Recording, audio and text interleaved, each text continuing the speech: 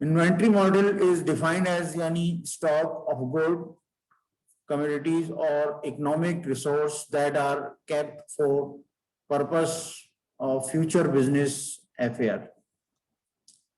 जाहिर है इन्वेंट्री के कुछ एडवांटेज भी हैं और डिसएडवांटेज भी हैं। जाहिर है अगर एडवांटेज में क्या है कि आपको अच्छा प्रॉफिट मिल जाता है इससे, अगर आप इन्वेंट्री अच्छी होगी आपके पास ज्यादा अच्छी होगी। और डिसएडवांटेज का ये है कि बाज़ दफा ऐसा होता है कि कोई टाइम पीरियड के लिहाज से चीज होती है और अगर वो सेल नहीं हुई तो डैमेज हो सकती है वो।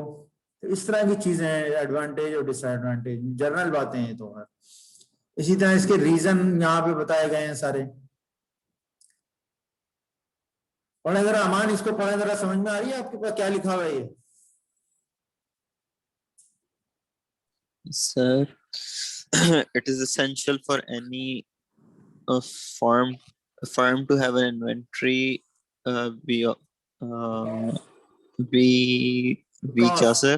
because of the following reasons.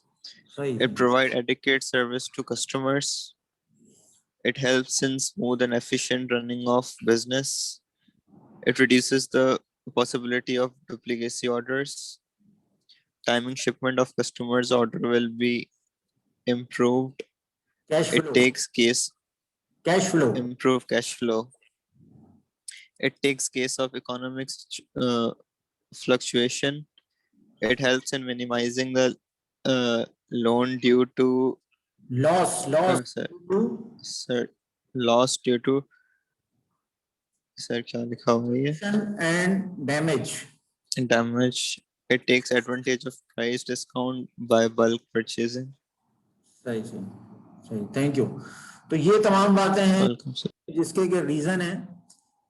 और इसी तरह से यहाँ पे देखें ऑपरेटिंग डिसीजन रूल है हमारे पास। 2 टाइप डिसीजन रूल है यहाँ पे। और पहला टाइप का जो रूल है वो how much size is the order, और दूसरा जो है when to place an order. तो इसकी ज़ाहिर है बहुत सी ट्री है। एक तो जैसे हाउ मच ऑर्डर में क्या है, डिमांड सप्लाई आ रही है। और व्हेन टू ऑर्डर का मतलब ये है कि fixed order system, fixed period system. और इसी तरह डिमांड की भी 2 उसमें चीजें हैं हमारे पास, डिटर्मिनिस्टिक है, एक प्रोबेबिलिस्टिक है। तो ये जो प्रोबेबिलिस्टिक की बात कर रहे हैं यहाँ पे, इसी चीज को हम डिस्कस करेंगे यहाँ पे। सप्लाई में भी हमारे पास रेट ऑफ सप्लाई है और लीड टाइम है। इसी तरह से यहाँ पे रेट ऑफ सप्लाई में इंस्टेंटेनियस है हमारे पास, फिर ग्रेजुअल है, फिर इसी तरह लीड टाइम में डिमांड है, फिर प्रोबेबिलिटी है। तो यहाँ जो प्रोबेबिलिस्टिक मॉडल है हमारे पास, इस चीज को हम आज डिस्कस करेंगे कि ये किस तरह से हमें सॉल्व करना है प्रोबेबिलिस्टिक मॉडल को। तो नेक्स्ट स्लाइड देखते हैं इसकी।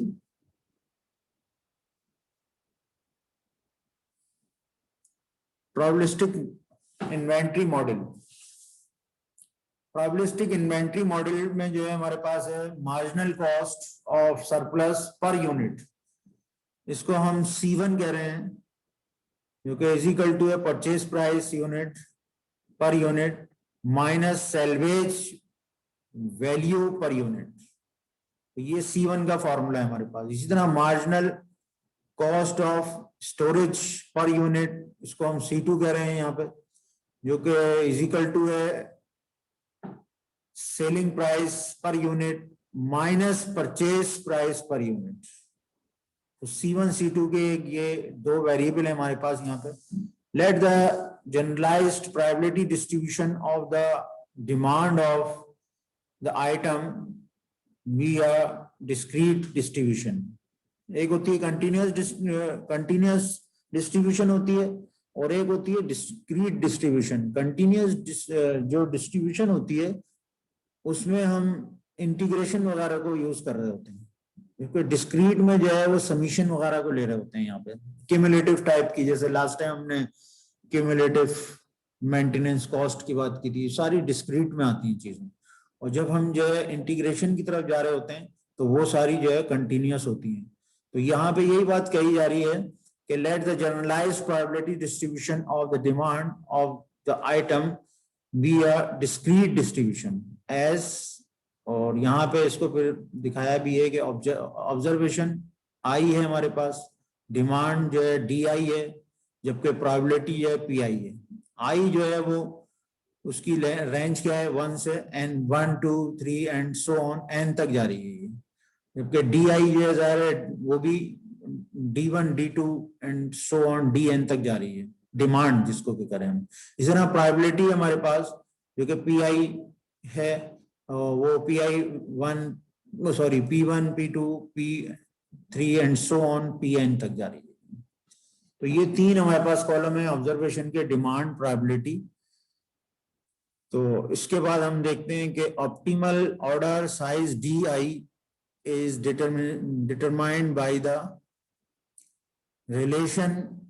यहाँ पे हमें ऑर्डर साइज मालूम करना है जिसको कि हम DI कह रहे हैं, और जो कि मालूम किया जाएगा, रिलेशन है हमारे पास probability I-1 less than C2 upon C1 plus C2 less than PI। यहाँ पे PI-1 है और यहाँ पे PI है, इसका मतलब है कि ग्रेटर वैल्यू जो है PI है और PI-1 जो है वो लेस वैल्यू है, और इनके दरमियान में जो एक C2 upon C1 plus C2 लिखा हुआ है वो हमारे पास, जो हमने ऊपर अभी बात की थी, C1 क्या चीज है, marginal cost of surplus per unit. इसी तरह से उसका marginal cost storage per unit, तो इस चीज को यहाँ पे डिफाइन किया है। यहाँ पे PI जो है वो क्या है, क्यूमुलेटिव प्रोबेबिलिटी है। यहाँ पे जो हम PI को डिस्कस करेंगे वो क्यूमुलेटिव प्रोबेबिलिटी कहलाएगी वो। अच्छा, उसके बाद कह रहे हैं the demand up to TI naught.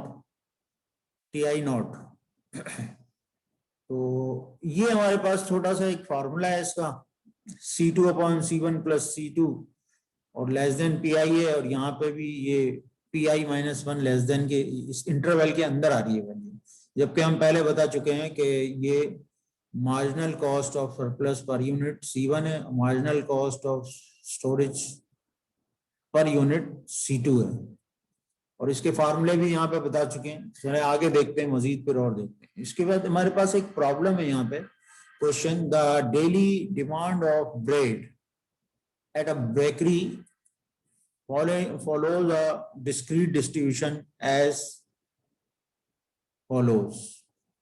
तो एक डेटा हमें दिया हुआ है, सीरियल नंबर है 1 2 3 4 5 11 तक, इसी तरह डिमांड दी हुई है 25 26 27 एंड 35 तक दी हुई है, हर एक की अलग अलग वैल्यू दी है, जबकि इसकी प्राइबिलिटी भी बताई हुई है 0.2 0.11 0.1 0.9 0.8 12 0.12 0.14 0.04, इस तरह से ये सारी प्राइबिलिटी भी आपको गिवन है। उसके बाद यहाँ पे कहते हैं कि the purchase price of the bread is ₹8 पर पैकेट। तो परचेज प्राइस जो है वो 8 दी हुई है आपको। इसी तरह से सेलिंग प्राइस जो है वो 11 है पर पैकेट की। और if the bread packet are not sold within the day of the purchase, क्योंकि ब्रेड का मामला है, दायर ताजी होगी तो लोग लेंगे, उसके बाद अगर कुछ रह गई तो इसका मतलब है कि अगले दिन तो कोई नहीं लेता उसको। तो ये इसी बात को कह रहे हैं, if the bread packet are not sold within the day, उसी दिन नहीं बिका, तो purchase of the purchase time में जिस दिन परचेज किया था, दे आर सोल्ड एट ₹4 पर पैकेट, जो कि 11 रुपए की चीज बिक रही थी उसको फिर 4 रुपीज में वो बेच देते हैं। इसको कौन लेके जाता है फिर? जब जब जब बासी हो गई ये चीज, इसको कौन लेके जाएगा? कोई बताएगा आप में से? सर होटल रेस्टोरेंट वाले। हाँ, जिसको कि आप लोग बहुत पसंद करते हैं, होटल चलना है, क्योंकि बासी चीज उसने लिए 11 रुपए की चीज 4 रुपए में लिए और आपसे ले रहा है वो 50 रुपए उस चीज के। अब आप लोग सब मिलके, हमारे घर वाले भी, सब लोग होटल चलना है बस। यहाँ पे क्या मामला है कि 11 की चीज 4 रुपए की लिए, चले इस चीज को छोड़ो, ये तो बात की बात है।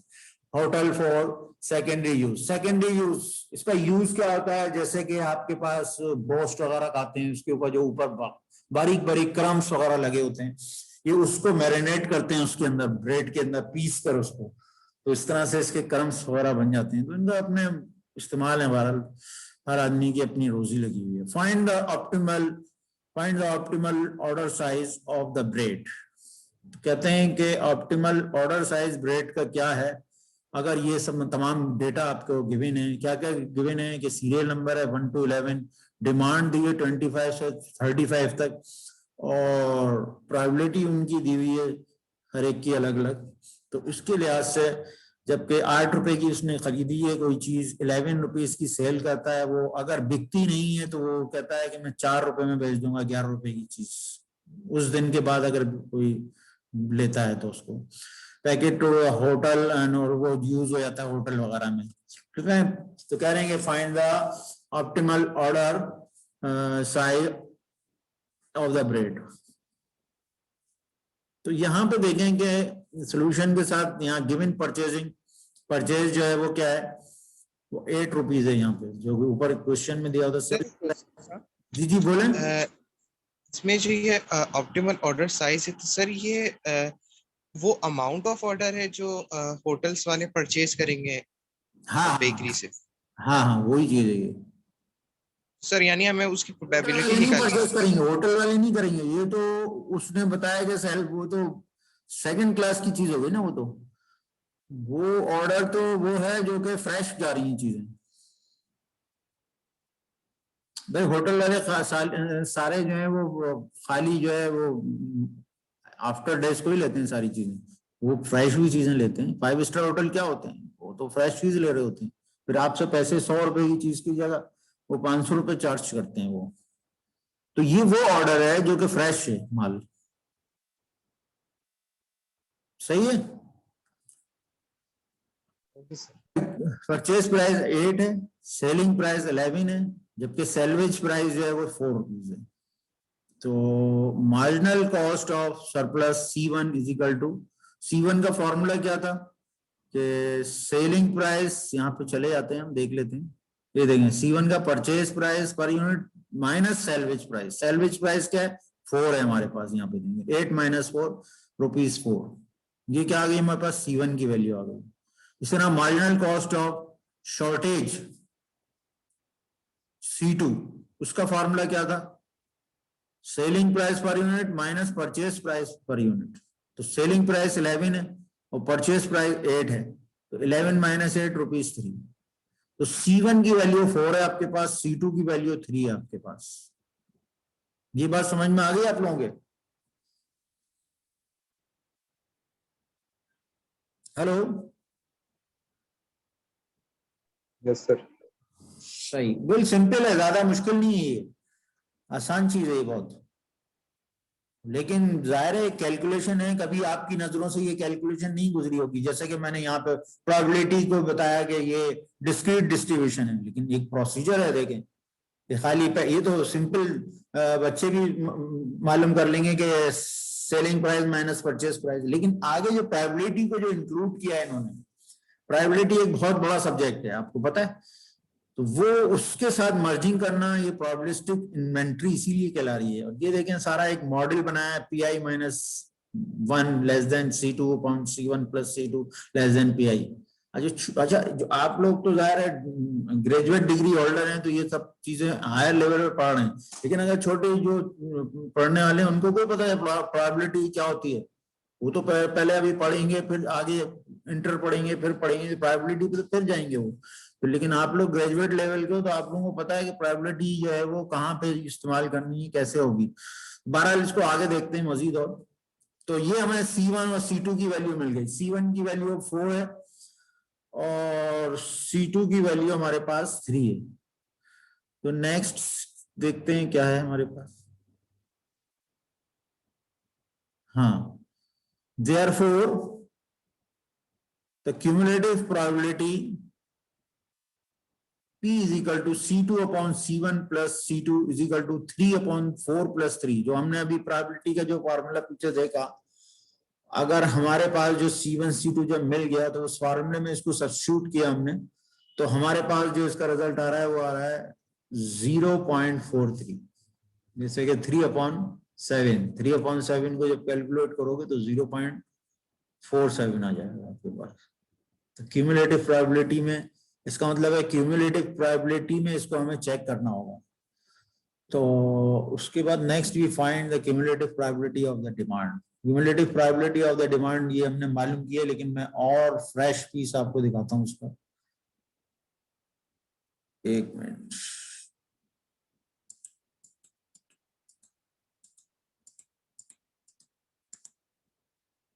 ये देखें, ये जो 3 कॉलम थे हमारे पास,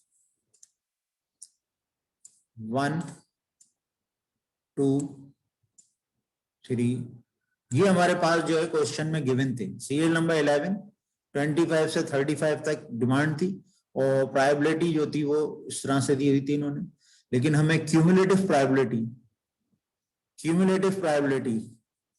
का कॉलम एक और उसमें इजाफा करना था।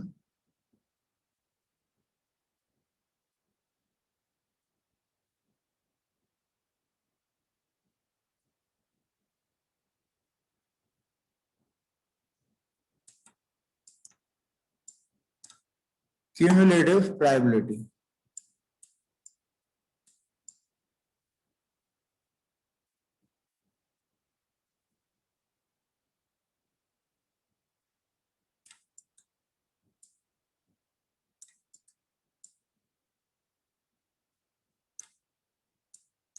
तो ये क्यूमुलेटिव प्रोबेबिलिटी 4 कॉलम है हमारे पास। और क्यूमुलेटिव प्रोबेबिलिटी को किस तरह से हम कैलकुलेट करते हैं कि फर्स्ट प्रोबेबिलिटी को एज इट इज रख देते हैं और फिर इस प्रोबेबिलिटी को इसके साथ जो है वो ऐड कराओगे, फिर वापस राइट पे लिख देते हैं। तो ये क्यूमुलेटिव का कॉलम इस तरह से बनता है, यानी 0.2 का एज इट इज रखा, फिर 0.2 को 0.11 में ऐड किया तो 0.31 आ गया, फिर 0.31 को 0.1 में ऐड किया तो 0.41 हो गया। तो ये सारा क्यूमुलेटिव का कॉलम है हमारे पास।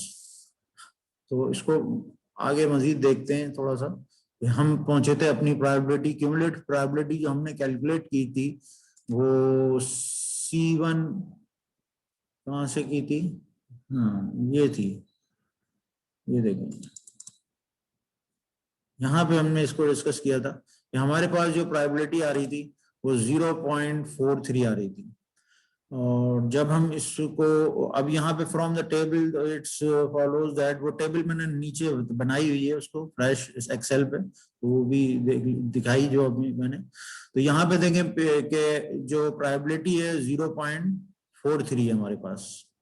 43 जो है वो देखें कि कहाँ लाई कर रही है, जाहिर है 0.41 यहाँ है, 0.43 जो है यहाँ पर आएगी 0.5 के पास, 0.5 के पास। तो इससे पहले जो प्रोबेबिलिटी वो क्या है, P1 P2 P3, इसीलिए हमने P3 लिख दिया यहाँ पे।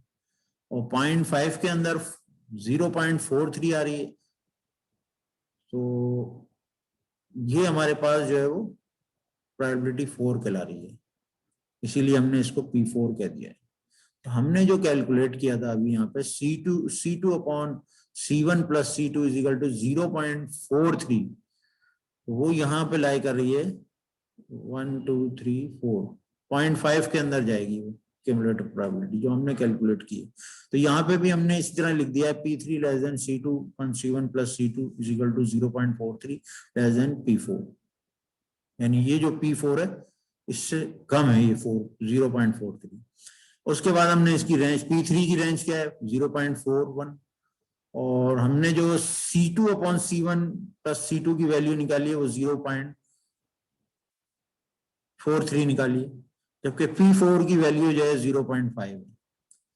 तो इससे ये पता चलता है हमें कि therefore the optimal order size is D4 which is equal to 28 bread.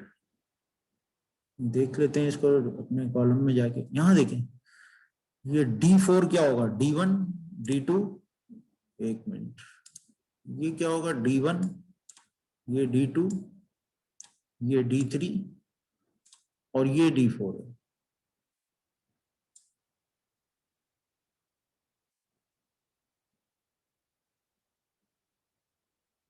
हमने अपनी क्यूमुलेटिव फ्रीक्वेंसी को यहाँ चेक किया, यहाँ 0.43 जो हमने पीछे कैलकुलेट करी है C2 upon C1 plus C2 से।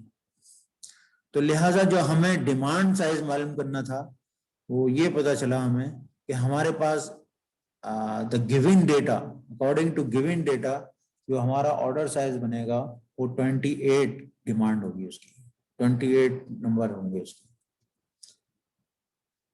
और इसकी अगर सिंपल प्रोबेबिलिटी देखी जाए तो 0.09 है, और अगर क्यूमुलेटिव फ्रीक्वेंसी में देखा जाए तो 0.5 है। लेकिन हमारी जो कैलकुलेशन है C2 upon C1 plus C2 वो है 0.43। लिहाजा हम इसीलिए इसको ऊपर ये लिख रहे हैं इस बात को कि डिमांड साइज जो है हमारा, ये देखें, ये हमने पहले तो रेंज बता दी उसकी प्रोबेबिलिटी की, और उसके बाद therefore the optimal order size is 4 which is equal to 28 breads। इसमें कोई ऐसी बात जो आप लोगों की समझ में ना आ रही हो, बहुत आसान चीज है ये। इसको हमने प्रोबेबिलिस्टिक इन्वेंट्री मॉडल कहते हैं इसको, और इसी से रिलेटेड जो है कुछ क्वेश्चन भी हम आपको आगे देंगे, लेकिन फिलहाल तो आपके लिए सिर्फ यही क्वेश्चन। इसमें कोई ऐसी बात जो समझ में ना आ रही हो आप लोगों की?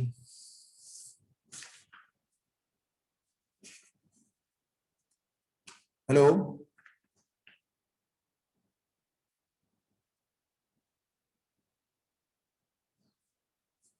हाँ भाई, समझ में आ रही है बात या नहीं?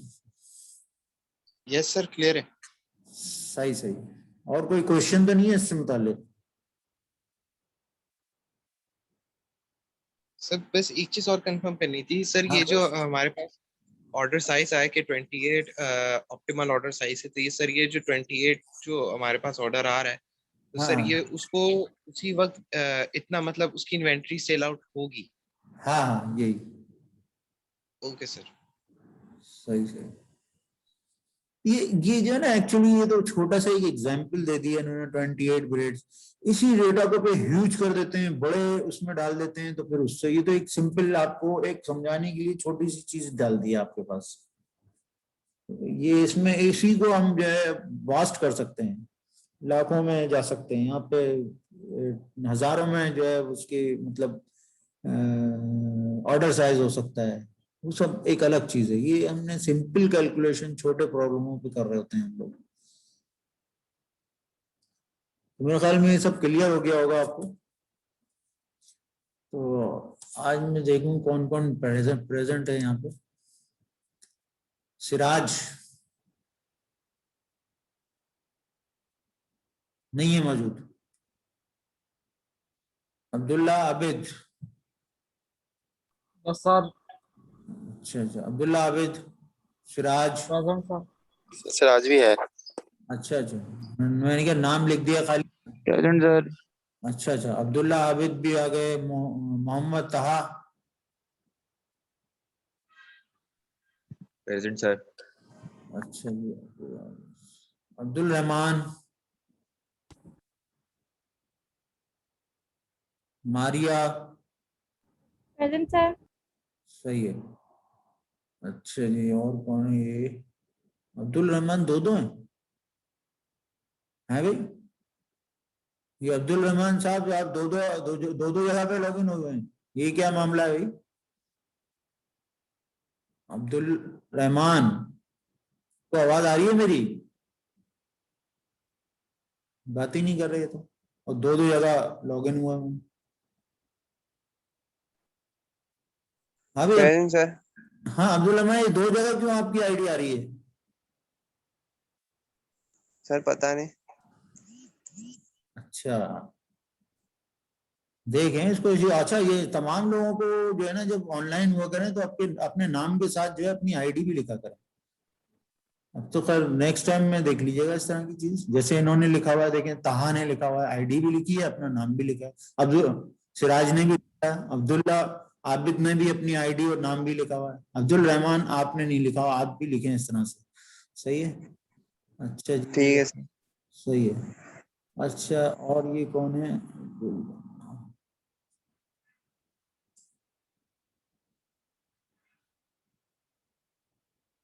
तिलाल, तिलाल है मौजूद? जी sir, present. Aman, Fatima, present sir. Fatima, Abdullah Dawood, Present. Present, sir. Yes सही है। Abdullah Dawood, present sir. अच्छा जी सही है। निभा जहरा, आप भी अपनी आईडी लिखें साथ में।